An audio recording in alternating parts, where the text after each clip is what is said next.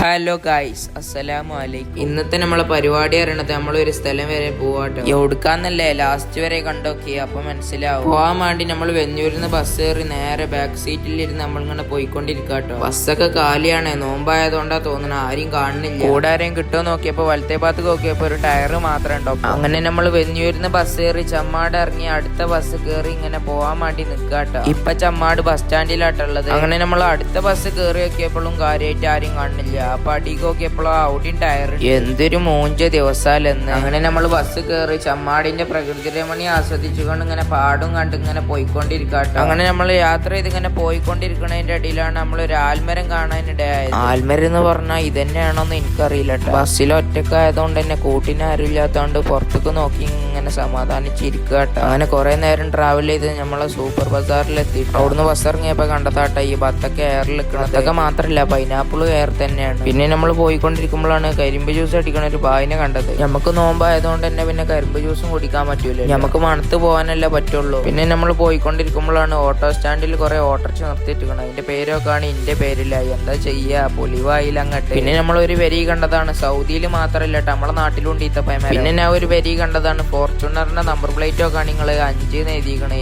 ഏതാ മുതലില്ലേ, നമുക്ക് വാങ്ങാൻ പറ്റുമോ. എന്റെ ബക്കറ്റ് ലിസ്റ്റിലുള്ള ഒരു വണ്ടിയും കൂടിയാണത്. അങ്ങനെ നമ്മൾ കൊയപ്പച്ചിനക്കൽ പള്ളിക്കന്ന് ജുമായ നിസ്കരിച്ച് കഴിഞ്ഞ് ഇറങ്ങി നോക്കിയപ്പോഴാണ് മണ്ട പോയത് അങ്ങ് എയറിൽ നിൽക്കണ കണ്ടത്. ഇത് നമ്മളെ വ്ളോഗിലെ സ്ഥിരം കസ്റ്റമർ. ഇന്നത്തെ പരിപാടിയും കഴിഞ്ഞ് നമ്മൾ നേരെ പെരീക്ക് പോയിക്കൊണ്ടിരിക്കുകയാണ്. അപ്പൊ ഇതുവരെ വാച്ച് ചെയ്ത എല്ലാവർക്കും നന്ദിയുണ്ട്.